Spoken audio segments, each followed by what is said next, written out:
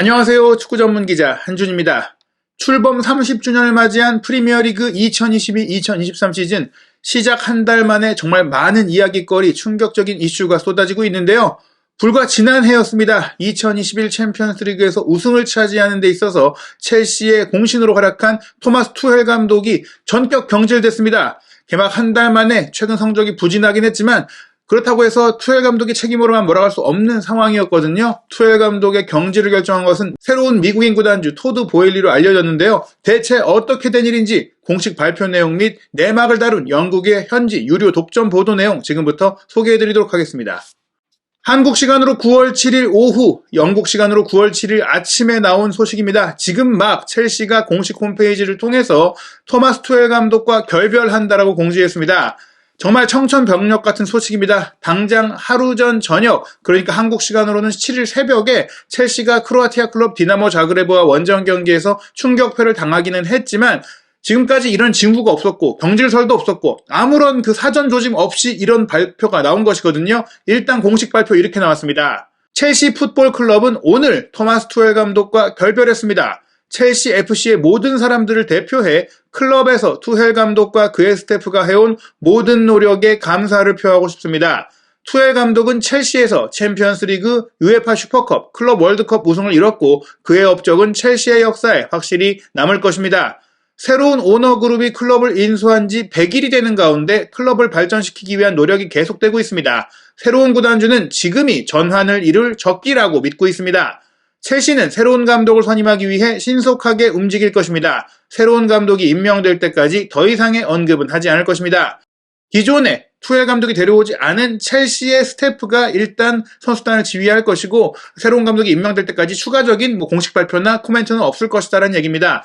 딱 100일이 되는 날 굉장히 의미심장하죠. 토드 보엘리가 로만 아브라모비치가 어쩔 수 없이 매각할 수밖에 없는 첼시를 인수한 이후 100일 만에 감독을 바꿨다. 이것은 그 사이에 감독과의 관계가 굉장히 악화됐고 어떻게 보면 새 판을 짜겠다는 의지로 볼 수 있는 그런 시점인데요. 물론 자그레브전 패배를 포함해서 최근 프리미어리그에서 부진했던 것도 맞는데 어떻게 보면 그 부진은 빌미가 아니었느냐라는 생각을 할 수 있습니다. 그리고 실제로 그런 보도가 나왔습니다.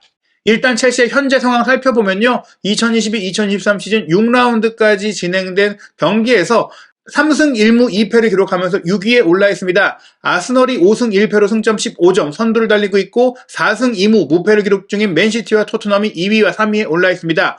오히려 브라이튼이 돌풍을 일으키면서 첼시보다 높은 순위에 있고 첫 두 경기를 패배하면서 최악의 평가를 받던 맨유는 어느새 4연승을 달리면서 첼시와 리버풀까지 제치고 5위까지 올라왔거든요.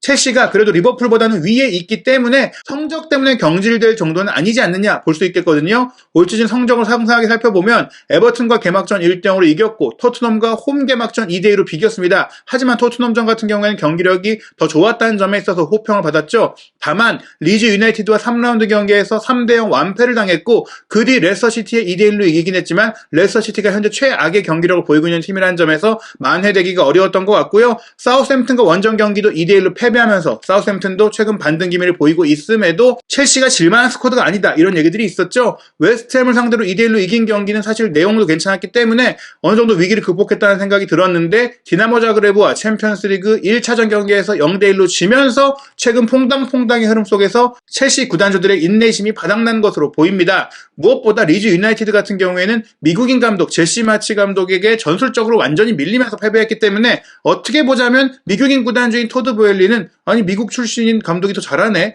좀 더 영리하고 젊고 혁신적인 감독을 쓰는 게 어떻겠어 이런 생각을 했을 수 있습니다. 실제로 최근에 차기 감독으로 거론되고 있는 인물이 브라이튼의 포터 감독이니까 조금 더 혁신적인 감독을 찾고 있는 거 아니냐 이런 생각을 들 수 있는데요. 투헬 감독 자체가 그런데 현재 유럽 축구계에서 굉장히 혁신적인 감독이었다는 점에서 감독의 능력 때문에 투헬을 경질한다는 것은 조금 이해할 수 없는 부분이라고 할 수 있겠습니다. 혁신적인 감독들의 선두주자인 철저한 이론가이자 전술가로서 투헬 감독이 활약해 왔기 때문인데요. 첼시 소식에 대해서 내부 사정을 정통하게 취재하고 있는 맨로 기자, 토트넘 소식도 많이 전하지만 기본적으로 첼시에 더 정통한 기자죠. 맨로 기자가 공식 발표와 함께 9월 7일 오전 10시 7분 영국 현지 시간으로 따끈따끈하게 올린 기사를 통해서 지금 첼시 안에서 어떤 일이 벌어졌는지 알 수 있습니다. 그 기사의 주요 내용 소개해드리겠습니다. 토마스 투헬 감독은 구단주와 선수들의 신뢰를 잃은 후에 해고됐다. 그레이엄 포터 감독은 100번째 경기를 치른 지 몇 시간 만에 해고된 투헬 감독을 대신할 후임 감독 선두주자다.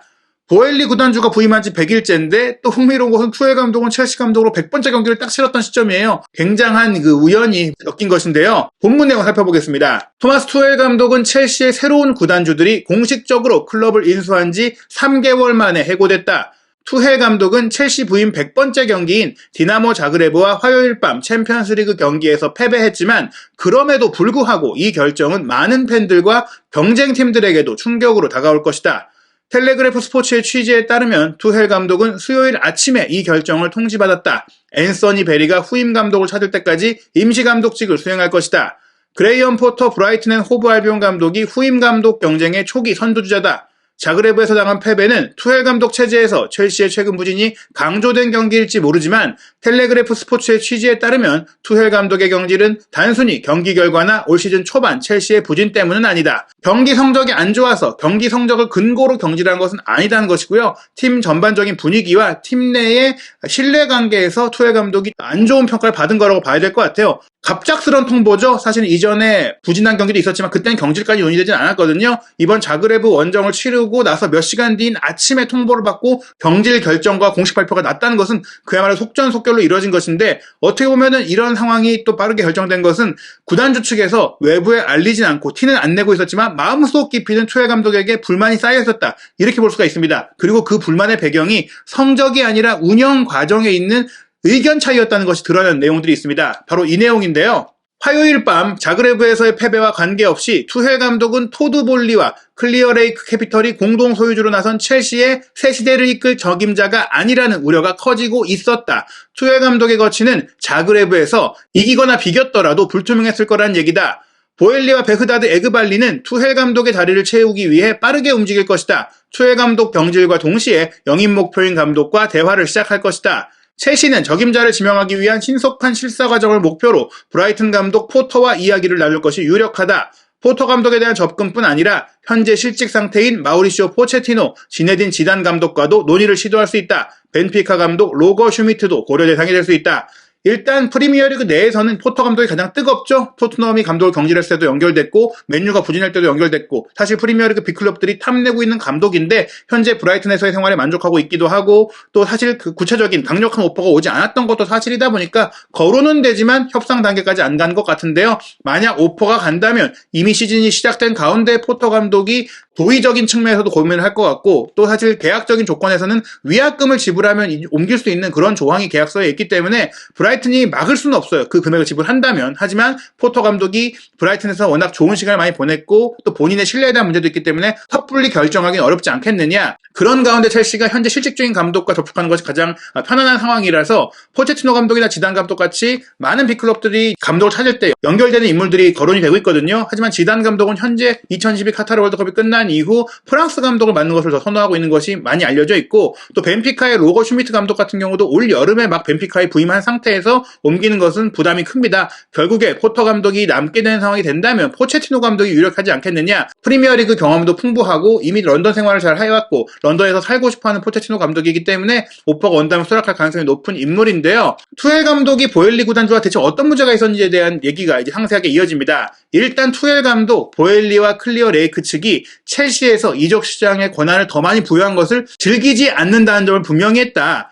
보엘리 구단주가 오면서 로만 아브라모비치 구단주 재임 당시에 팀의 요직에 있던 인물들이 다 떠나갔잖아요. 그러면서 스포츠 디렉터를 확실하게 임명하지 않은 가운데 투헬 감독에게 너가 원하는 선수를 영입해라. 너의 권한을 높여주겠다. 이렇게 했는데 오히려 투헬 감독은 나는 그런 권한을 원치 않아. 이런 또 자세를 취했고 그러면서 이제 체흐가 이제 떠난 거. 체흐가 기술이사이자 퍼포먼스 어드바이저로 활약을 했는데 체흐가 이제 아브라모비치와 관계와 새 판을 짜는 이 사진의 개편 과정에서 떠난 것에 대해서 실망감을 표하니까 보일리 구단주와 새로운 구단주 측에서는 아니 이전의 구단주 쪽 사람들을 더 좀 얘기하고 그리워하는 것은 조금 탐탁치 않다. 이렇게 느낄 수가 있는 것입니다. 게다가 첼시가 새로운 스포츠 디렉터 선임 과정을 진행하고 있는데 지난 토요일에 투엘 감독은 나는 그 선임에 관여하지 않겠다라는 의사를 표명하면서 구단의 내부 결정과 고위층과의 이런 협업을 좀 거부하는 느낌을 보인 것이죠. 나는 선수단을 훈련시키는 역할에만 집중하겠다고 한 것인데 보통의 감독들은 그런 권한들을 즐기고 또 영입의 전권을 갖고 싶어하는 것과 달리 투엘 감독의 이런 자세는 오히려 보일리 구단주에게는 나쁘게 비친 것 같습니다.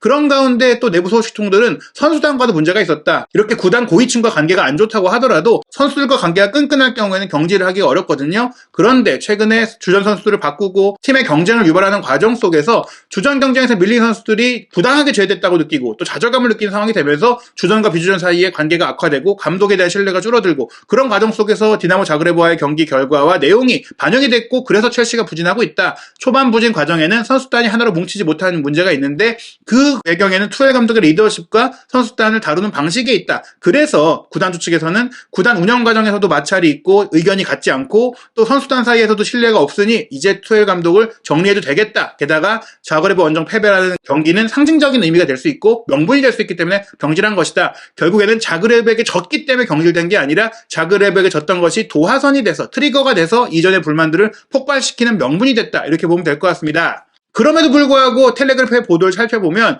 첼시 팬들은 투엘 감독을 굉장히 좋아하고 인기가 높습니다. 그 이유는 자명합니다. 일단은 프랭크 램파드 감독을 경질한 지 4개월 만에 부임해서 빠르게 챔피언스리그 우승이라는 엄청난 업적을 낸 감독이고 좋은 축구를 보여줬고 팀을 혁신적으로 바뀌었고 팀을 다시 자부심 넘치는 축구를 한 팀으로 만들었던 감독인데다가 러시아의 우크라이나 침공으로 인해서 로만 아브라모비치 구단주에게 엄청난 제재가 가해지고 팀이 압박을 받고 흔들리는 과정 속에 투엘 감독이 기자회견을 나설 때마다 그런 부분들을 구단을 대신해서 대표해서 좋은 얘기들을 많이 한 것들, 팀을 위기에서 잘 투수리게 한 것들에 대해서도 팬들은 깊은 인상을 받았다는 겁니다. 구단 안팎의 대처와 운영에 있어서 투엘 감독이 지금까지 잘해왔는데 초반에 이런 문제들, 심지어 새로 구단주가 바뀐 과정 속에 생긴 마찰로 인해 감독이 경질된 것은 분명히 팬들에게 안 좋게 보일 수밖에 없는 상황인데요. 그래서 사실 첼시는 후임 감독을 제대로 선임하지 못한다면, 후임 감독이 제대로 성과를 못 낸다면 엄청난 경영의 부담을 받을 수밖에 없다. 이렇게 볼 수 있겠습니다. 게다가 이 상황이 조금 황당한 것은 투엘 감독이 지난 8월 달에는 첼시와 감독직 계약 연장을 하기 위한 협의를 했다라고 얘기를 했거든요.